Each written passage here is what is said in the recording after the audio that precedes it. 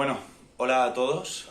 Mi nombre es Pere Gallego, soy estudiante de primer curso del programa de doctorado en Pensamiento Filosófico Contemporáneo y en este vídeo, como ha sido asignado en nuestro curso, voy a hacer una pequeña presentación, una pequeña exposición sobre un tema que considero interesante del amplio abanico de temas que estoy tratando.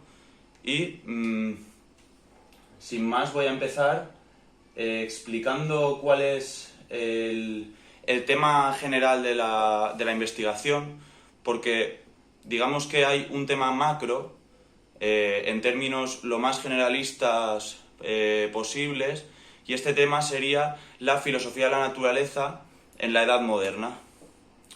Bien, dicho así, teniendo en cuenta además las relaciones entre la naturaleza y la cultura.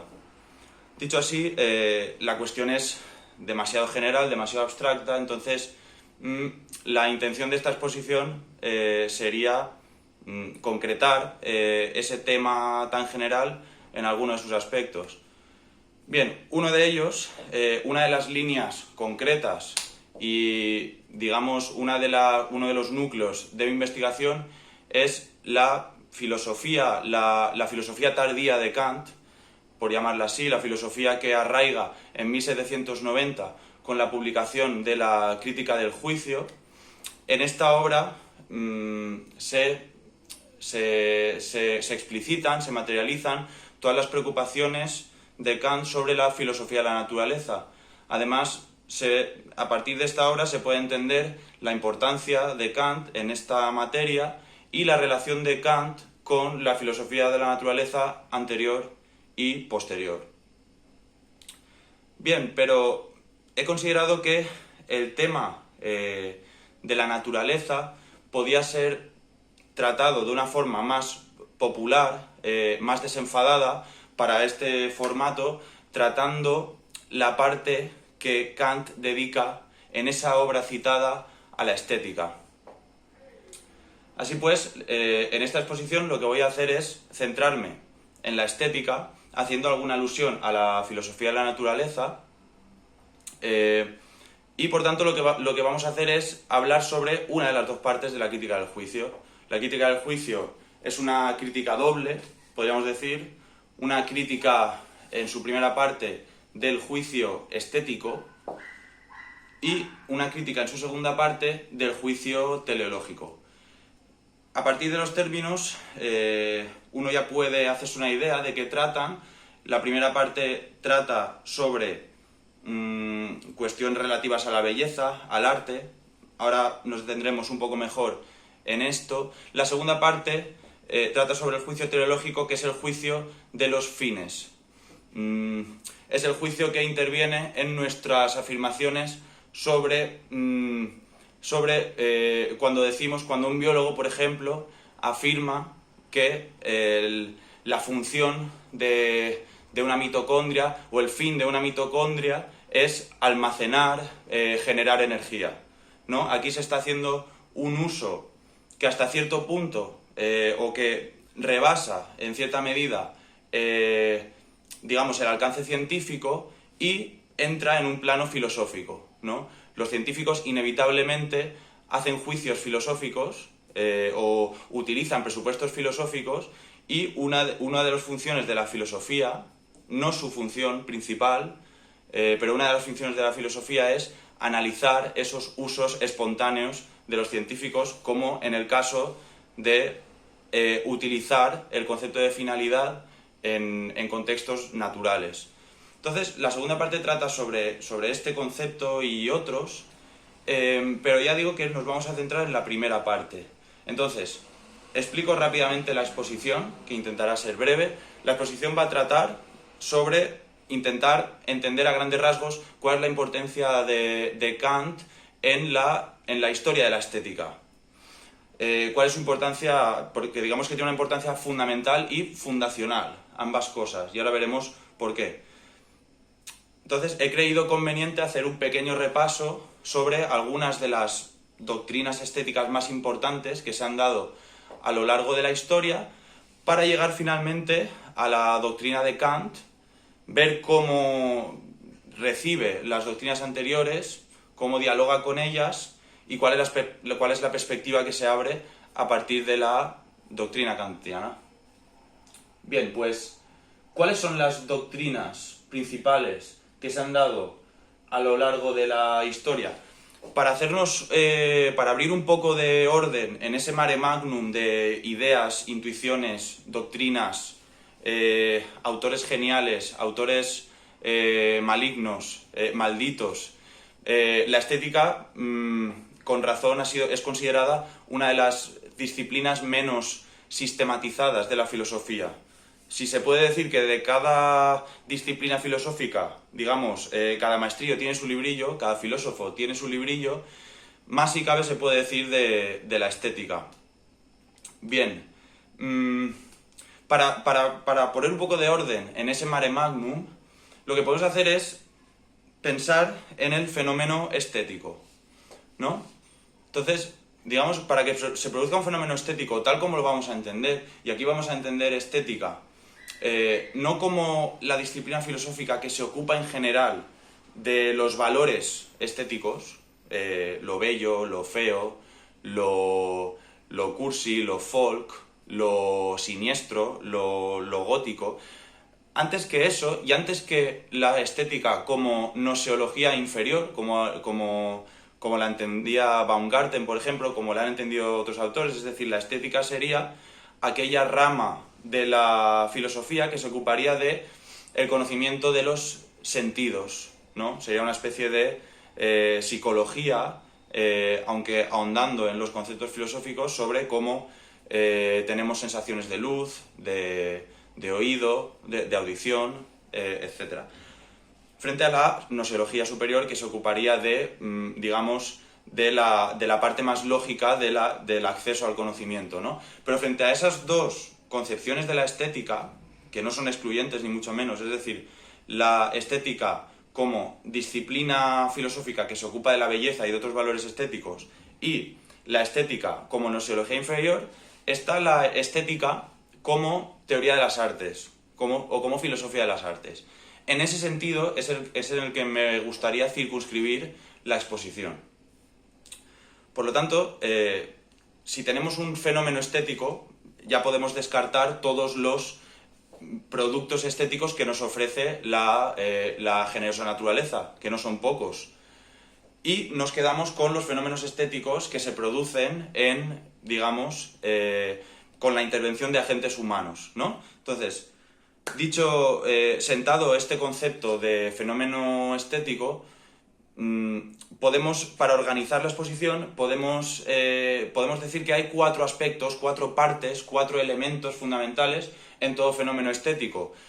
Para que se produzca tal cosa, debe haber primero un autor, un creador, si se puede llamar así.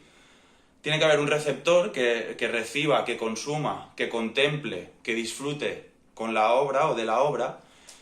Debe haber la obra misma, por supuesto, y debe haber un mundo, un universo, un estado de cosas que la obra imita, que la obra conjura, que la obra evoca.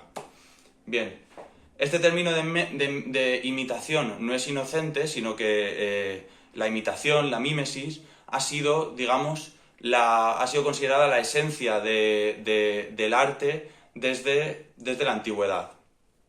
Entonces, lo que vamos a hacer ahora es organizar algunas de las doctrinas que se han dado a lo largo de la historia en estos, digamos, según valoren, según privilegien uno de estos 4 aspectos, ¿no? Según privilegien el aspecto del creador, el aspecto del público, el aspecto de la obra o el aspecto del mundo que la obra debería imitar.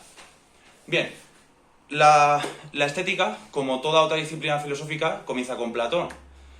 ¿Qué ocurre con Platón? Dicho muy rápidamente, Platón, que divide el mundo en 2 ámbitos separados, sin una conexión inmediata, que son el ámbito de las ideas, el ámbito de las cosas, cree que el arte lo que hace es imitar no las ideas, sino las ideas pero a través de las cosas. Es decir, el arte, la poesía, la pintura, lo que hacen es imitar, pintar bellamente una mesa o cantar bellamente una batalla.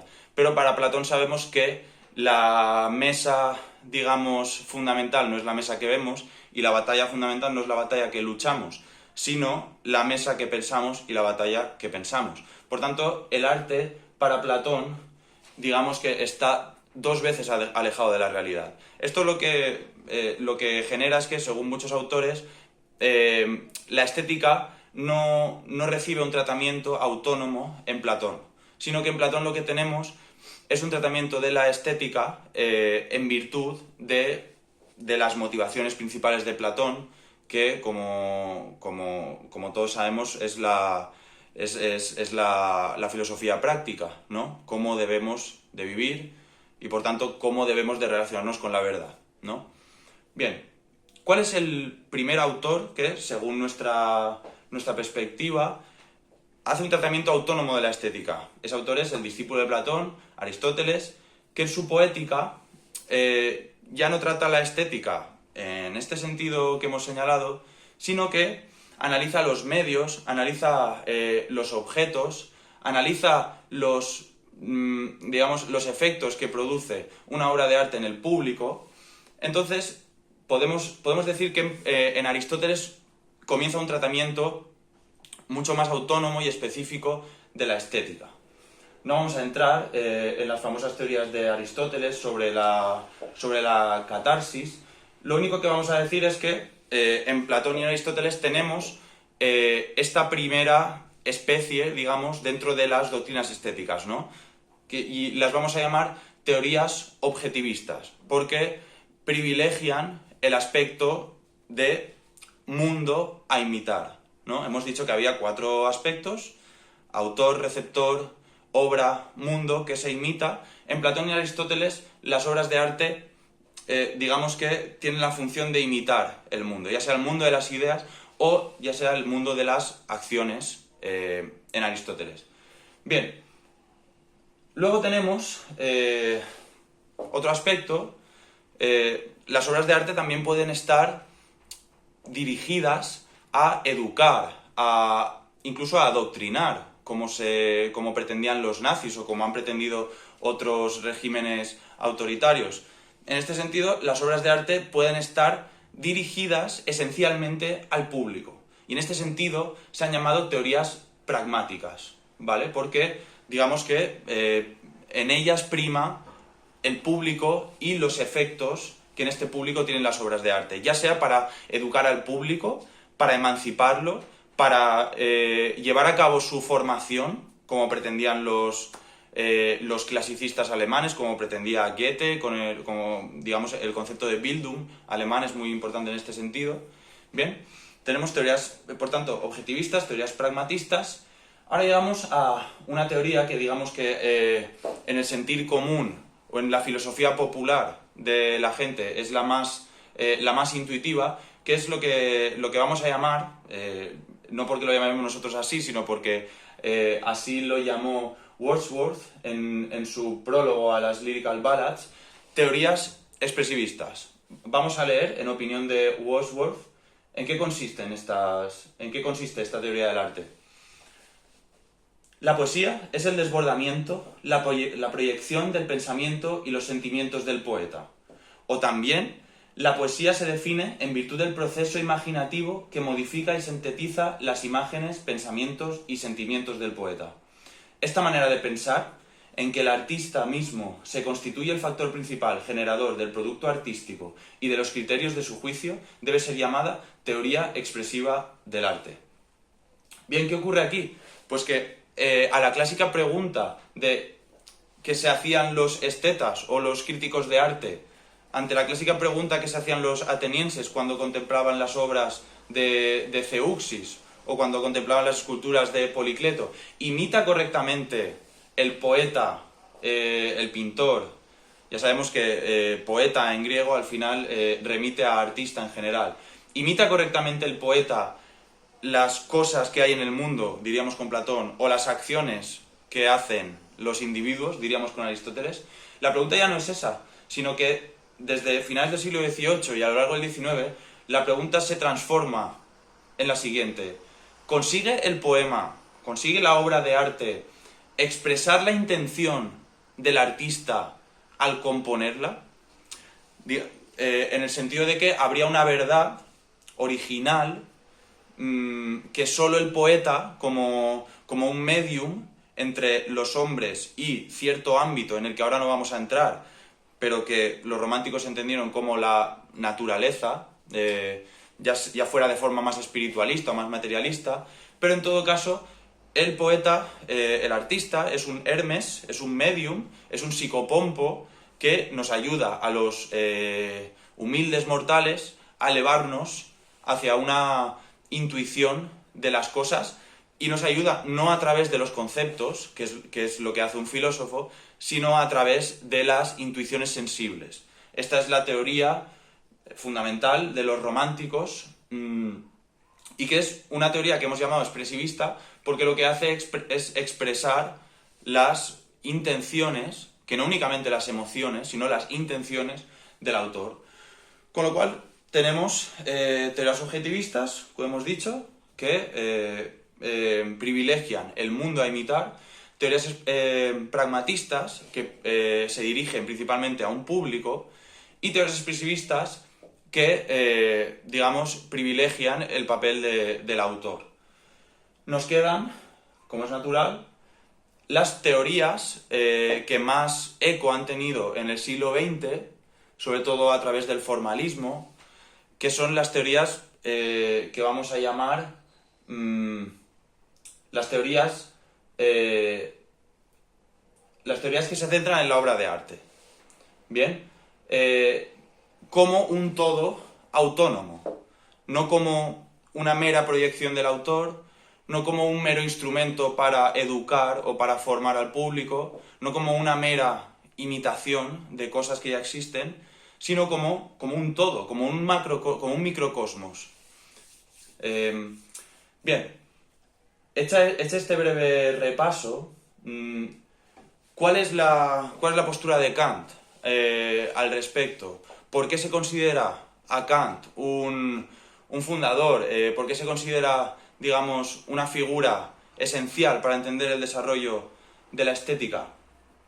Bien, pues porque yo lo resumiría brevemente en el sentido de que su teoría hace justicia a los 4 aspectos que hemos señalado. Su teoría hace justicia al autor, a la obra, al público y, aunque en menor medida, creo yo, pero también al mundo que se imita. Voy a trazar a grandes rasgos la teoría kantiana que encontramos en la crítica del juicio estético y a intentar expresar brevemente por qué creo que la teoría kantiana es fundamental para entender tanto la historia anterior como seguramente como la posterior de la estética. Bien, en la primera parte de la crítica del juicio, lo que hace Kant es tomar su categorización, que ya venía funcionando desde 1781 en la crítica de la razón pura, según la cual las categorías por las que accedemos al mundo o por las cuales las intuiciones del mundo son ordenadas y solo por las cuales podemos comprender el mundo, son 4, según él, y no son más. Son 4 que luego se subdividen cada una en 3 y por tanto son 12, pero para nosotros van a ser 4 porque son las que van a jugar en la aplicación a la estética. Son la cantidad, la cualidad, la relación y el modo. Bien, no vamos a entrar en esas categorías tal como aparecen en la crítica de la razón pura porque no nos interesa, sino que vamos a aplicarlas directamente a la estética. Bien, la pregunta de Kant es muy sencilla. ¿Qué entendemos por bello cuando realizamos el juicio estético por el cual decimos que esta catedral, que esta pintura es bella? Bien, pues lo que entiende Kant ahí es que ocurren 4 cosas. Y estas 4 cosas que ocurren tienen que ver cada una con una categoría. Curiosamente, en la crítica del juicio cambia el orden y en lugar de estar en primer lugar la categoría de cantidad, está la de cualidad. Entonces, para quien conozca las categorías de la crítica de la razón pura, sabrá que en las categorías de cualidad aparece la categoría de realidad, ¿no? Tenemos realidad, limitación, realidad, negación, limitación, son las tres categorías dentro del grupo de las de cantidad. Bien, ¿por qué es importante esto? Porque nos permite entender el primer concepto, la primera característica del juicio de lo bello para Kant, que es el desinterés.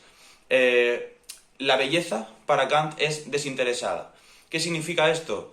Que el sujeto que percibe, el sujeto que es, digamos, que goza de la belleza, no está interesado ¿en qué? En la realidad del objeto. ¿Qué significa esto?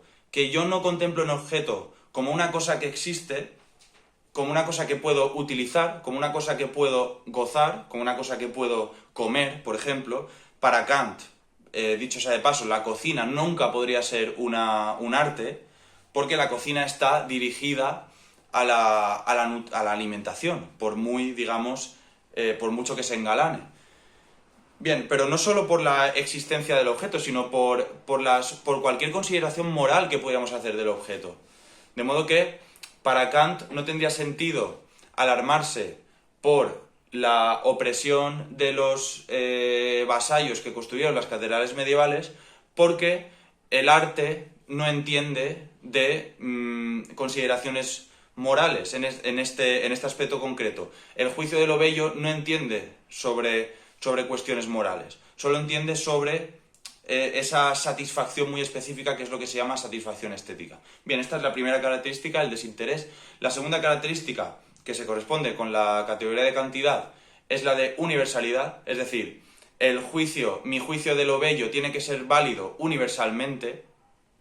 Bien, ahora veremos los problemas que genera esto. La tercera característica, que se corresponde con la categoría de relación, es una de las más célebres, que es la de finalidad sin fin, ¿vale? El objeto bello, digamos, el juicio de lo bello trata sobre un producto que tiene la compleja característica de poseer una finalidad sin fin, es decir, de tener una necesidad interna sin ningún fin concreto, que es lo que aparentemente brota en las en las obras de arte.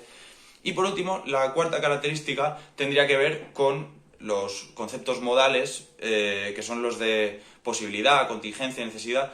Lo que hace Kant es coger el de necesidad y aplicarlo, como hace siempre Kant, de una manera tal vez un poco artificiosa, pero bueno, lo que hace Kant es brindarnos cuatro características que ya hemos señalado y que repetimos, que son el desinterés, la universalidad, la finalidad sin fin, y la necesidad.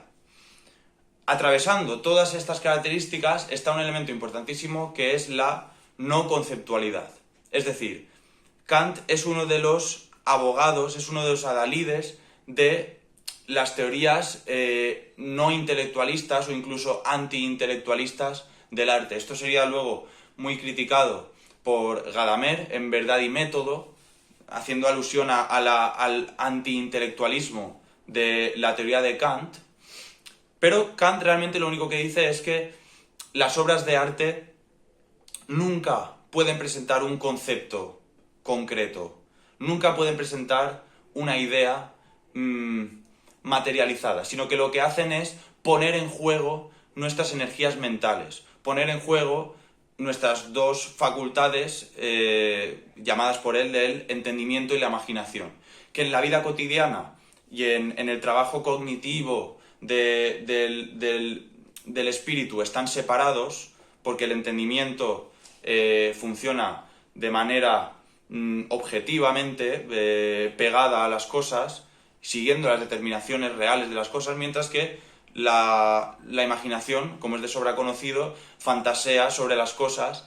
Entonces, lo que ocurre según Kant en las obras de arte es que el entendimiento y la imaginación tienen unas felices nupcias, concuerdan.